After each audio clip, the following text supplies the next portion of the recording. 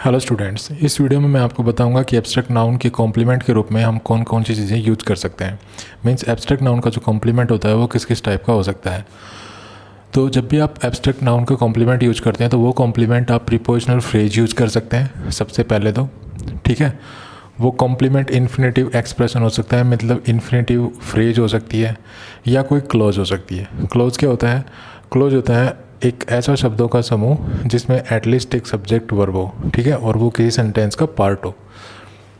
तो ये चीज़ें हम जो है एब्स्ट्रैक्ट नाउन के बाद एब्स्ट्रैक्ट नाउन के कॉम्प्लीमेंट के रूप में यूज कर सकते हैं। अब मैं कुछ एग्जांपल्स आपको दिखाना चाहूँगा।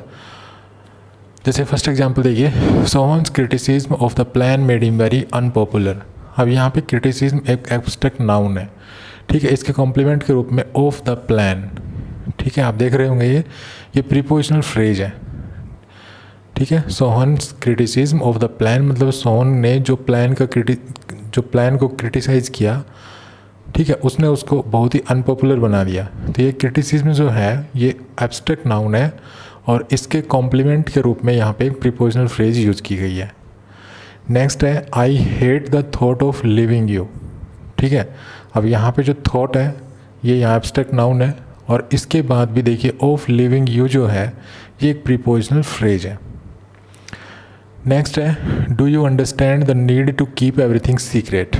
अब यहाँ पे देखिए नीड एक एब्स्ट्रैक्ट नाउन होता है और इसके बाद जो इसका कॉम्प्लीमेंट के रूप में जो वर्ड्स यूज किए गए हैं ये क्या है? एक इन्फिनेटिव फ्रेज है, ठीक है। टू कीप एवरीथिंग सीक्रेट ये एक इन्फिनेटिव फ्रेज है। नेक्स्ट है I admire your belief that you are always right.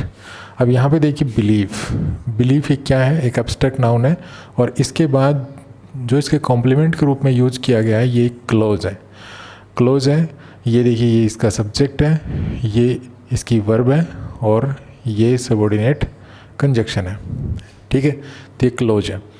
तो इस तरह से एब्स्ट्रैक्ट नाउन के कॉम्प्लीमेंट के रूप में हम प्रीपोजिशनल फ्रेज यूज कर सकते हैं, इन्फिनेटिव एक्सप्रेशन या इन्फिनेटिव फ्रेज यूज कर सकते हैं, क्लोज यूज कर सकते हैं, ठीक है। अब क्या ऐसा मतलब सब नाउन्स के साथ कर सकते हैं भाई जो भी एब्स्ट्रैक्ट नाउन है उसके बाद हम इनमें से कुछ भी यूज कर लें? ऐसा नहीं है। देखिए कुछ नाउन्स ऐसे होते हैं जिनके साथ हम एक से ज़्यादा प्रकार के कॉम्प्लीमेंट यूज कर सकते हैं। जैसे रीज़न नाउन, देखिए यहाँ पर रीज़न एक एब्स्ट्रैक्ट नाउन है, हम जानते हैं, ठीक है। लेकिन इन सभी एग्जांपल्स में देखिए रीज़न के बाद जैसे you have no reason to get angry, ये रीज़न है, रीज़न के बाद टू इन्फिनेटिव फ्रेज है, ठीक है।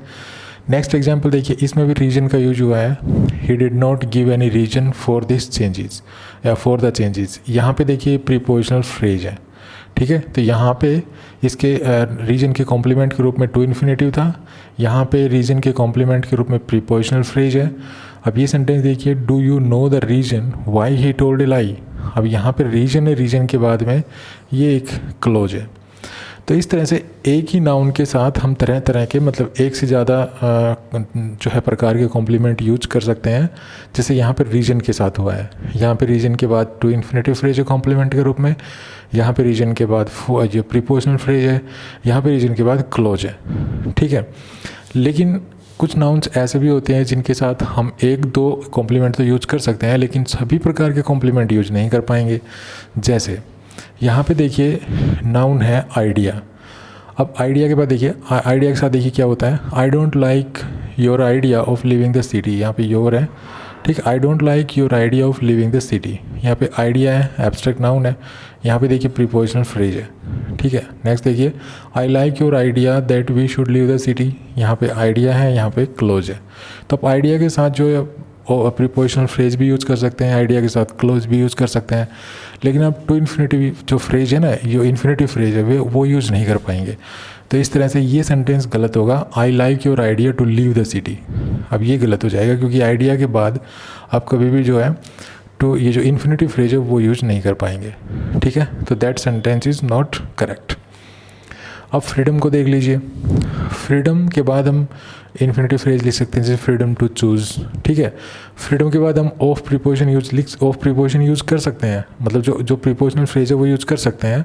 लेकिन आप जो प्रीपोजिशनल फ्रेज यूज़ करेंगे उसमें आप जीरेंड यूज़ नहीं कर पाएंगे, यहाँ पे नाउन यूज़ कर सकते हैं। जैसे आप फ्रीडम ऑफ चॉइस तो लिख सकते हैं लेकिन फ्रीडम ऑफ चूज़ ही नहीं लिख पाएंगे, ठीक है। अब नेक्स्ट देखिए, कुछ नाउन्स ऐसे होते हैं कि वो जो एब्स्ट्रैक्ट नाउन्स होते हैं, लेकिन जब वो नाउन होते हैं तो उसके बाद कुछ एक अलग तरह का कॉम्प्लीमेंट आता है, लेकिन जब अगर उस नाउन को हम वर्ब के फॉर्म में यूज करें तो फिर जो कॉम्प्लीमेंट है वो चेंज हो जाता है। जैसे देखिए, I have no intention of leaving the city. अब यहाँ पे इंटेंशन है, इंटेंशन जब जानते हैं एब्स्ट्रैक्ट नाउन होता है, यहाँ पे इसके बाद प्रीपोजिशनल फ्रेज है, ठीक है। लेकिन अगर मैं इंटेंशन को वर्ब बना दूँ और इसको इंटेंड कर दूँ तो फिर मैं प्रीपोजिशनल फ्रेज यूज़ नहीं कर पाऊँगा, यहाँ पे मैं फिर इन्फिनेटिव फ्रेज यूज़ करूँगा, ठीक है। इस वीडियो में इतना ही। Thanks for watching this video. Happy learning. Bye bye.